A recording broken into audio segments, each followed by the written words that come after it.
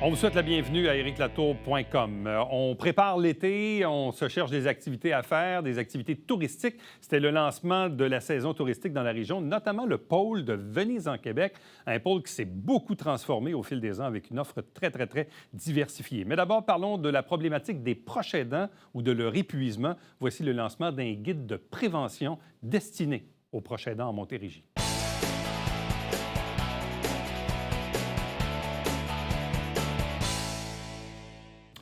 Il y a un sujet qui revient beaucoup, là, surtout avec, on est un peu post-pandémie, on parle de fatigue pandémique dans tout ça, mais au travers de ça, la vie continue de rouler. Il y avait des aidants naturels ou des proches aidants avant, pendant et après, et là, on parle d'épuisement, et là, il y a un guide de prévention. Je trouve que ça arrive au bon moment. Et on va vous le présenter. On en parle avec notre invitée. Notre invitée est directrice du regroupement des organismes montérégiens d'aidants naturels. Lauriane Estienne, bonjour et bienvenue. Bonjour, merci. D'où vient cette idée de lancer un guide de prévention? Écoutez, comme vous l'avez nommé, l'épuisement du proche aidant, reconnaître le rôle de proche aidant, c'est au cœur de l'actualité, d'autant plus pendant la pandémie où les proches aidants ont été vraiment mis à mal par cet isolement-là, par le confinement, par le fait qu'ils avaient plus d'accès à des ressources. Tout était fermé. Les organismes communautaires qui leur offraient du service avaient pour ordre de fermer aussi. C'est une démarche qui a émergé avant, évidemment, l'idée de créer un guide de prévention. Mais l'idée, c'est de rendre disponible gratuitement, en fait, un outil qui permet tout d'abord d'expliquer ce que c'est que la proche aidance, puis de donner des témoignages aussi, peut-être pour que les proches aidants s'identifient à ce que c'est qu'un proche aidant. Ensuite, d'avoir un questionnaire, un baromètre qui nous permet d'identifier si oui ou non on peut s'identifier comme tel. Donc, je pense que c'est vraiment de rendre cet outil-là disponible et avec cet objectif-là de prévenir l'épuisement. Parfois, on est proche aidant sans le savoir. Oui. Moi, je prends l'exemple en début de pandémie, où là, les personnes âgées dans les RPA, les RI, les CHSLD, les résidents avaient très peu ou pas de visites. On comprend pourquoi. Puis, à un certain moment, on a permis aux proches aidants d'y aller et de se faire accréditer. Je me rappelle, je suis allé voir ma mère. Elle me dit, êtes-vous proche aidant? Oui, je suis le seul. Je suis désigné par mes frères pour... Et là, on nous colle l'étiquette. Ah, donc, vous êtes proche aidant, donc je prends en nom votre nom et tout ça pour dire, écoutez, là, vous allez dorénavant pouvoir venir. Et là, on se dit, OK, donc je suis proche aidant. Mais je ne l'avais même pas réalisé avant, dans le fond. Exact. En fait, dans le guide, on en parle de ça. C'est que se reconnaître comme proche aidant, en fait, souvent, on a tendance à se dire, c'est normal ce que je fais, c'est mon devoir, exact, c'est mon rôle. Ouais. D'enfant, c'est mon rôle, d'ami, c'est mon rôle, parce qu'on n'est pas seulement proche aidant de notre famille, on peut être proche aidant d'un voisin, d'un ami. Donc, se reconnaître comme proche aidant, c'est une première étape qui est parfois difficile aussi, parce qu'on peut se sentir coupable, mais on peut avoir un sentiment de « non, c'est pas moi, je suis pas rendue là ». Donc, la reconnaissance de la proche aidance, c'est vraiment primordial, c'est le début, en fait. Est-ce que ça amène même, à la limite, un peu de pression? Oui. Une fois qu'on se dit, hey, c'est moi le proche aidant. Ouh. Oui, c'est là que ça... Il y a un poids sur les épaules. Là, effectivement, il y a une responsabilité. Et en tant que regroupement d'organismes, cet outil-là, il a été conçu pour être disponible dans tous nos organismes membres pour que toutes les clientèles, tous les proches aidants que ces organismes-là desservent, y aient accès, puissent l'avoir. Évidemment, pour prévenir l'épuisement, mais en parlant aujourd'hui, on peut peut-être permettre à des gens qui ne sont pas sûrs ou qui disent « Ah, moi, je viens en aide à quelqu'un une fois par semaine, 2 fois par semaine, je la visite, j'y fais à manger, je l'aide pour ses courses. » Peut-être qu'il va aller dans un organisme membre, se le procurer, le lire, et puis l'idée, c'est après ça d'avoir des ressources, d'accéder à des ressources, parce que une fois qu'on est épuisé, on est épuisé. L'important, c'est de prévenir cet épuisement-là. Bon, vous, c'est le regroupement des organismes montérégiens d'aidants naturels. Bon, il y a combien d'organismes qui sont sous le chapeau de votre regroupement? On est presque à 30 organismes à l'échelle de la Montérégie. Donc, on est vraiment un organisme régional. Donc, presque 30. Bon, et ces 30 organismes-là, ils vaquent à quel type de service ou de... Ils ont des offres de services variées. Sachez que le regroupement le roman, donc, soutient et accompagne les organismes montérégiens d'aidants naturels d'aînés. Donc, c'est vraiment OK. les proches aidants qui sont proches aidants d'aînés. Euh, donc, Donc, vous avez quoi? Des centres d'action bénévole? Vous il y avez a des centres des... d'action bénévoles, il y a des maisons de la famille, il va y avoir OK. des sociétés d'Alzheimer. Ouais. Donc, en fait, ils ont toute une panoplie de services qu'ils peuvent offrir. Ils ont du soutien psychosocial, ils ont des haltes répit. Il y a aussi un programme régional de répit à domicile que ces organismes-là peuvent offrir via Ouais. les centres intégrés en santé et services sociaux. Donc, ils ont évidemment de l'écoute. Ils sont là pour les proches aidants, en fait. Bon, ce proche aidant, bon, comme on disait tantôt, ça peut-être pour aider, évidemment, un membre de sa famille, quelqu'un qui est malade actuellement, qui a beaucoup de traitements à l'hôpital, ses propres parents. Mhm. Parler du volet Alzheimer, moi, ça m'a toujours frappé il y a 25-30 ans, quand je faisais mes premières entrevues avec eux, la Société d'Alzheimer. Toujours la fameuse statistique où, finalement, la majorité des aidants naturels vont décéder avant même la personne malade. C'est toujours hallucinant de penser ça, mais souvent, bon, évidemment, l'Alzheimer va toucher majoritairement les personnes plus âgées. Donc, forcément, les aidants, souvent, sont les maris ou les femmes des personnes malades. Et quand on dit que ces personnes-là vont décéder avant le malade eux-mêmes, puis ça aide pas parce que quand on est aidant naturel, justement, on s'épuise à vouloir aider l'autre personne jusqu'à s'en rendre malade dans certains cas. D'où l'importance de reconnaître le statut de proche aidant, de rendre les services accessibles, d'avoir du financement pour les organismes pour qu'ils puissent offrir ces services-là aux proches aidants. Oui, effectivement, une responsabilité qui est très prenante, qui est très louable, mais certes qui fatigante, qui peut mener à l'épuisement. Trouvez-vous que la pandémie aurait peut-être au moins servi peut-être à mieux identifier les proches aidants? Bien, je pense que c'est dans l'air du temps actuellement Ouais. avec tout ce qui se passe politiquement, nommons-le. Ouais. Maintenant, il reste encore du travail à faire pour reconnaître la proche aidance. Oui, la pandémie aura permis de mettre de l'avant le travail remarquable que font les organismes communautaires, en fait, pour la population. Donc, dans notre cas, les organismes qui offrent des services aux proches aidants. Par contre, il ne faut pas oublier que la pandémie les a largement affectés aussi parce qu'ils se sont retrouvés très isolés, donc et avec plus de services, ce qui forcément va aggraver leur épuisement. En tout cas, les mettre plus à risque d'épuisement. Bon, le guide que vous avez avec vous ici, quoi, c'est 5000 copies. Oui. Ça s'appelle « Qui libre ». Qui libre. Bon, il y a un petit jeu de mots, là. « Qui », trait d'union, libre. Ça dit beaucoup, ça, quand même. Oui. Bien, si vous voulez, je peux vous lire, en fait, le pourquoi de Qui libre. C'est une œuvre, en fait, l'œuvre que vous voyez sur la couverture. En fait, cette œuvre-là, elle exprime la réalité de l'aidant doté de peu de liberté et jonglant quotidiennement avec les sphères de la vie, en combat constant pour rester en équilibre. Donc, c'est une œuvre d'un artiste qui s'appelle Sylvain Gadebois. Ouais. Donc, oui, ça dit tout. Et le guide que les gens peuvent se procurer, quoi, au travers les organismes membres de votre regroupement? Exact. Ils peuvent appeler le roman aussi. On a des copies en extra et c'est disponible sur notre site Internet aussi, en anglais et en français. Qu'est-ce qu'on retrouve dans le guide? Je l'ai nommé un petit peu en tout début. On retrouve un témoignage, tout d'abord. Il a été conçu avec un proche aidant, des organismes communautaires et puis l'Appui, qui est un organisme qui offre des services aussi aux proches aidants. On retrouve ce témoignage-là. On retrouve des outils pour des statistiques, des outils aussi pour savoir comment est-ce que nous, on est un proche aidant, quel est notre barème, est-ce qu'on est au bord de l'épuisement, oui, non, et on retrouve des ressources aussi. Donc, on a ces trois sections-là, je vous dirais, dans le guide. Donc, le témoignage, la section qui nous parle de statistiques et qui axe vraiment sur qu'est-ce qu'un proche aidant. Puis la dernière section, qu'est-ce que l'épuisement? Est-ce que je le suis? Suis-je un proche aidant? Et les ressources. Souvent, il faut prendre un temps d'arrêt parce que la vie va vite. Comme vous dites, des fois, on ne s'identifie pas toujours au début comme étant un proche aidant. On finit par le constater. Mais avant de tomber dans l'épuisement, ça vaut peut-être la peine de s'outiller, de trouver de l'information, de se télécharger un guide comme celui-là ou de se le procurer pour peut-être nous allumer justement pour aller chercher de l'aide. Exact. Du soutien.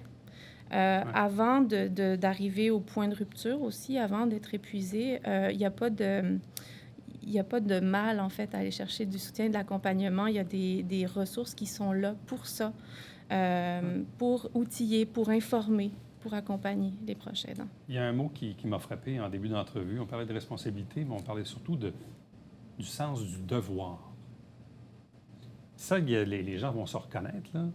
Ceux qui s'imposent, c'est comme d'emblée, on va être dans une famille, il va avoir 8 enfants, mais on ne sait pas pourquoi il y en a 1 sur 8 que lui, il prend ça sur lui plus que d'autres pour X raisons.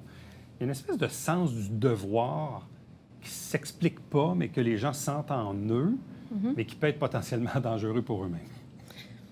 Bien, c'est probablement toutes sortes de conditions et de situations, d'expériences, de personnalités qui vont amener à ça. Puis, nos organismes membres, ils sont outillés, en fait, pour accompagner ces gens-là. Ils sont vraiment... c'est les experts, en fait, de ces services-là. Et ils peuvent réellement faire la différence pour les proches aidants. Mais oui, le sens du devoir, le pourquoi il y en a plus un qu'un autre... c'est toutes sortes de raisons qu'on peut difficilement généraliser, là, je pense. Là. Mais les organismes sont vraiment les experts de ça et peuvent tout à fait accompagner ces gens-là.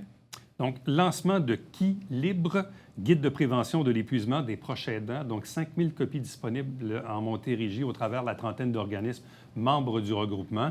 Mais on peut aller sur le site Internet www.aidantnaturel.org où on peut le télécharger. Exact. C'est bien ça, pour en prendre connaissance et en prendre copie. Et je lisais aussi, vous dites, notre travail repose sur 3 valeurs qui orientent nos actions, l'accessibilité, la continuité et la qualité des services des proches aidants, d'aînés en Montérégie. Parce qu'on vient à ça aussi. Ce ne sont pas tous des aînés qui sont aidés, mais il y en a beaucoup qui c'est ça. Oui. Puis la population étant vieillissante, ces chiffres-là risquent d'augmenter aussi. Et puis le regroupement, bien, sa mission, c'est par des formations, par du soutien individuel, par de l'accompagnement, par le regroupement, puis la vie associative, finalement, entre les organismes membres, bien, on soutient tout ce travail-là auprès des proches aidants d'aînés en Montérégie. Donc, si vous sentez que la définition vous colle à la peau en étant que proche aidant, donc avant de sombrer dans l'épuisement, allez vous télécharger ou prendre copie du guide de prévention maintenant disponible. Merci beaucoup. Merci beaucoup. Restez avec nous. On vous revient tout de suite après ceci.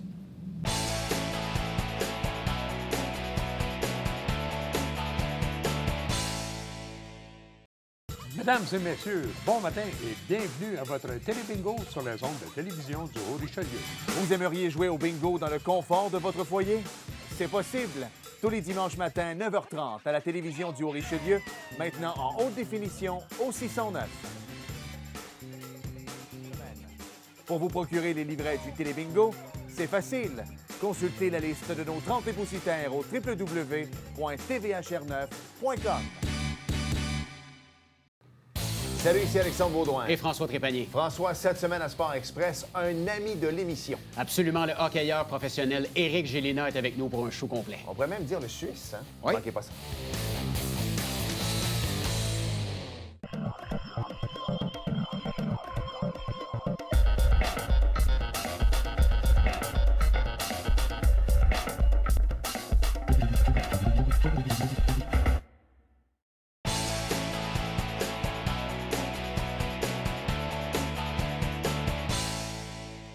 J'ai assisté cette semaine au lancement de la saison touristique de Tourisme Haut-Richelieu.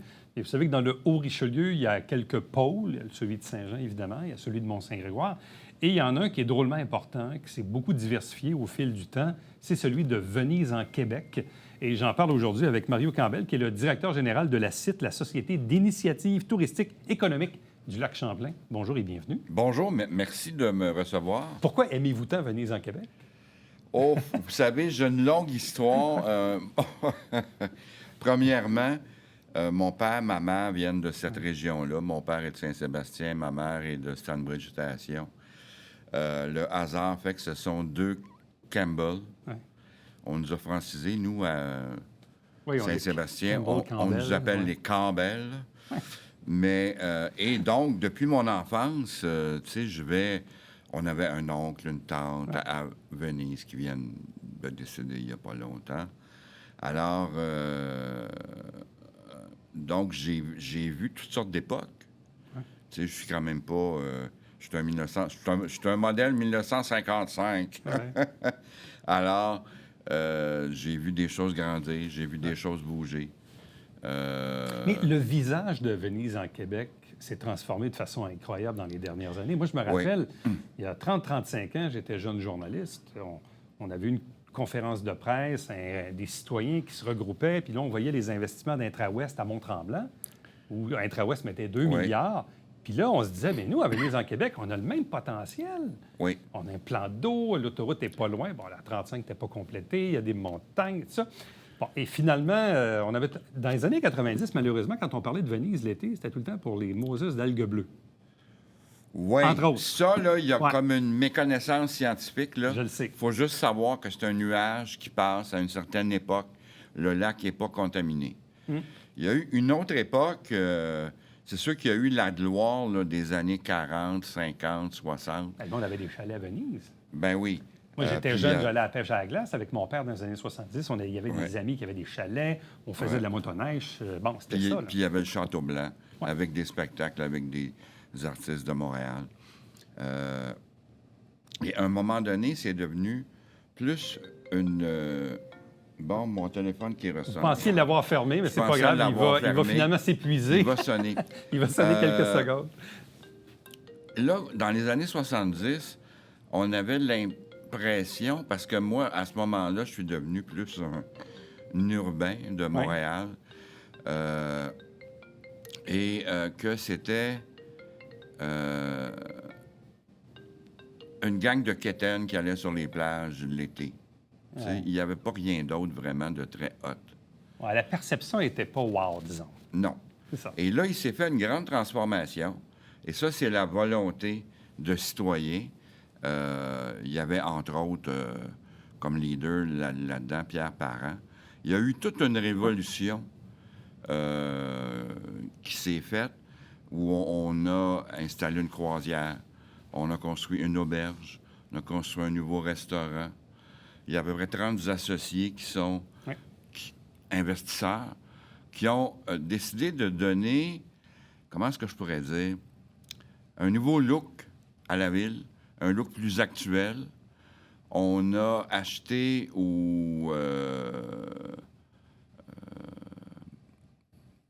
là, je cherche le terme, là.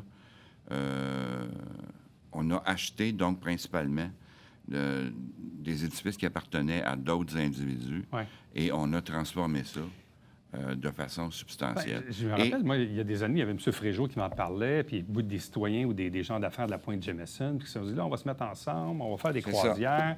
Puis après ça, l'hôtel, le spa, le terrain de golf, le restaurant, le quai, puis bon, là, ça a donc, grossi. c'est tout ça qui est arrivé avec une volonté citoyenne, dans le fond. Et là, on a pu, dans le fond, installer une forme de promotion sur des services touristiques qui sont de qualité, je dirais, plus internationale.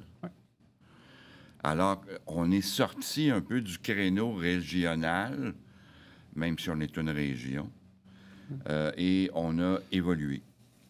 Et ce qui est le fun chez nous, c'est qu'au-delà des services qu'on vous offre, ben, on est en périphérie. C'est un carrefour, Venise, là. C'est un carrefour. On est à côté du Vermont, 8-10 kilomètres, avec les îles du lac Champlain. On est à côté de Brome-Missisquoi, ce qui est un peu anachronique. C'est lorsqu'on fait des projets au niveau fédéral, on est considéré comme dans Brome-Missisquoi. Puis quand on fait des projets à caractère provincial, on est considéré dans le Richelieu en Montérégie. Bon. Fait que il y a une dualité territoriale. Bien, il y a une dualité, c'est-à-dire, c'est pas une dualité, c'est ça qui est notre réalité. Et c'est ça qu'il faut comprendre. Puis nos bons amis de tourisme au Richelieu, je pense, le comprennent, mais ils aiment bien qu'on manifeste. Qu'on est dans le Haut-Richelieu. Qu'on est dans le Haut-Richelieu. Oui, on est le plus la au municipalité sud. dans la MRC du Richelieu. Absolument. Vous avez eu Jacques Landry, qui était maire chez vous pendant 16 ans aussi, qui a donné une belle couleur à la municipalité. Il y a eu aussi des inondations en 2011. C'était triste l'année qu'on a eu les inondations, mais ultimement, Ça a été un regain de vie par après. Vous avez tout compris. Puis là, je n'utiliserai pas certains termes parce que je ne voudrais pas être blessant. Mais ça l'a recréé ou ça l'a complété le renouveau. Ah, ça l'a accéléré, en tout cas. Ça l'a accéléré. Ouais. Et là, actuellement, moi, quand il y a quelqu'un qui arrive avec un projet et qui me dit Mario, je vais mettre Venise sur la map, j'ai dit on est sur la map. J'ai dit, on peut-tu trouver un projet qui va juste nous maintenir sur la map? Tout à fait. Alors, c'est ça qui est l'idée. Puis à chaque année, puis là, je pense cette année, ce qui est intéressant, c'est qu'on sent comme un déconfinement. Oui, en plus, là, avec la donc, les événements vont se faire. Il y a du renouveau. On a le centre culturel là, qu'on exploite avec l'ASPEC de Saint-Jean. Mais moi, c'est un peu ça que j'ai appris de nouveau, parce que, bon, à Venise, bon, évidemment, il y a l'hôtel, il y a le golf, il y a le spa, il y a les marinas. Bon, là, il y a les nouveaux restaurants aussi. Ça, je savais tout ça. Et là, quand j'écoutais au lancement, je dis salle de spectacle. Où ça, la salle de spectacle? C'est quoi cette salle de spectacle-là? C'est au centre culturel. Oui. Et la salle a été nommée récemment, je pense que c'est le 23 octobre, la salle de spectacle Jacques Landry. En l'honneur de l'ancien maire. En là, qui a pris sa l'honneur de retraite, l'ancien maire qui a, dans le fond, fait évoluer, comment je pourrais dire, le projet de construire un centre culturel, entre autres, à part de tous les autres projets. Il est où le centre culturel à Venise? Il est à côté de l'hôtel de ville. OK. Donc, par rapport à l'épicerie et la station d'essence, quand on rentre, là? C'est sur la 16e, donc par rapport à l'épicerie de la 16e. C'est comme si vous continuez sur... vous passez devant l'hôtel de ville, et là, vous avez un grand édifice blanc. OK. Ça, c'est le centre culturel. C'est le centre culturel. Ça a combien de places? On peut aller jusqu'à 296. OK. Là, on a un principe cabaret qu'on va utiliser cet été, tout le mois de juillet, et on va rentrer à peu près 200 personnes. Mais là, ce qui est incroyable, parce que là, vous êtes en collaboration avec l'ASPEC pour gérer les spectacles. Je regardais la liste des artistes, là. Là, vous avez Christian-Marc Gendron et Manon Séguin, qui sont très bons d'ailleurs le 2 juillet. Benoît Paquette, de ma famille Paquette-Pasquier, famille d'Henryville. Donc, Benoît qui a fait beaucoup d'imitations, qui a fait plusieurs spectacles à Montréal. Simon Gouache, on est dans l'humour. Brian Tyler, qu'on a reçu à l'émission il n'y a pas longtemps ici, qui a longtemps habité la région, qui a fait la voix, qui se spécialise dans le blues. Puis vous avez Offenbach acoustique à la fin juillet. Donc, vous avez 5 spectacles en juillet qui sont tout à fait incroyables. On a tous le goût d'y aller. Merci de me dire ça, parce que certaines personnes dans certains cas, ne les connaissent pas. Mais j'ai quand même fait un survey, et là, je suis heureux d'entendre ce que vous me dites. Et j'ai un certain groupe d'amis qui me disent « Ah oui, lui, il est hot. L'autre, lui, il est hot. » Mais tous ces gens-là, et on travaille en étroite collaboration avec Guy Boulanger de l'ASPEC, nous ont été recommandés. Tu sais, à un moment donné, tu parcours une liste, puis tu vois ceux qui sont libres. Et il me dit là-dedans, il dit, tu as des gens qui ont rempli le Théâtre des Deux-Rives. Et le Théâtre des Deux-Rives, c'est pas mal plus que 250 places. Christian-Marc Gendron, je l'ai vu cet hiver justement aux Deux-Rives. Je connais dans d'autres circonstances, là, mais c'est un gars qui remplit assez bien ses salles ces temps-ci. C'est un gros nom en ce moment. Là. Absolument. Fait que c'est une belle programmation parce que, tu sais, l'autre affaire par rapport à Venise, moi, la toute première fois que je suis allé, disons, prendre une nuitée à Venise, puis j'ai fait comme... Tu sais, des fois, on est à Saint-Jean, puis là, on se dit, en fin de semaine, on va aller dans les Laurentides, on va aller en Estrie, on se tape des 2 heures de route. Mais... Puis finalement, on a une offre qui est à une demi-heure de route de Saint-Jean, absolument. Et où tout est là. C'est ça pareil? Ou pas loin, parce que, bon, quelqu'un qui veut faire la route des vins, on a la route des vins du côté de Bromésiquois. Tu veux aller au Parc Safari, tu vas faire une journée au Parc Safari. Tu veux aller explorer les îles du lac Champlain, tu traverses la frontière, c'est à côté, tu vas faire du vélo. Naturellement, une de nos forces, l'été, c'est le vélo. L'hiver, ben c'est un classique, c'est la pêche sur la glace. Et là, on a développé beaucoup d'événements. Et ça, c'est Jacques Landry qui est en arrière de ça. Vous savez, notre slogan, c'est « Tout pour plaire, été comme hiver ». Oui. Alors, on essaie de mettre de l'avant une série d'événements aussi en hiver qui vont être accrocheurs. Ça se passe principalement, c'est sûr, en février. Mais, Quand la glace tient. Quand la glace tient, hein, parce que c'est bien important. Hein. Ouais. Et on a des événements, c'est comme le Fat Bike, le tournoi de hockey d'antan qu'on a récupéré de Saint-Jean. Ouais. Dans ce temps, bon, là, à cause de la pandémie, ça a Il y a été... un beau sentier pour marcher. Là. Et Il n'y a pas juste la pêche à la glace. très là. beau Ouais. sentier Sur la pour glace, marcher. Et là, vous avez aussi un gros événement qui s'en vient dans pas long. C'est le 11 juin. C'est la journée cycliste. La journée cycliste du lac Champlain. C'est gros, là. C'est une grosse affaire. Ça, c'est gros. Juste pour vous donner, et c'est le projet où il y en a de plus, il y a autour de 150 bénévoles. Et là, on parle d'inscriptions entre 1000 et 1200. C'est du monde, là. Donc, ça vous fait 4 circuits qui sont assez accessibles. Il y en a un de 25, il y en a un de 50, il y en a un de 60, puis l'autre de 110. Et là, ça vous amène, bon, dans certains cas, dans Bromésiquois, dans d'autres cas, ben, tu sais, nous, c'est plus comme en aplat. Mais les gens trouvent que c'est un événement, comment est-ce que je pourrais dire, qui est bien encadré. Ouais. Il y a de la sécurité. Les gens partent pas comme ça. Alors, tout pour plaire, été comme hiver, Venise en Québec sur les rives du lac Champlain, Tourisme Venise en Québec, lac Champlain. Donc, je vous invite à vous procurer ou aller chercher l'information de façon électronique. Bref, ça vaut vraiment la peine de s'intéresser à l'offre touristique de Venise en Québec. Parfois, on n'a pas besoin de parcourir des heures et des heures de route pour savoir finalement qu'à côté de chez nous, il y a tout ce qu'il faut. Absolument. M. Campbell, merci beaucoup. Hey, merci. Au plaisir et à la Monsieur prochaine. Éric. Au revoir. Restez avec nous. On vous revient après ceci.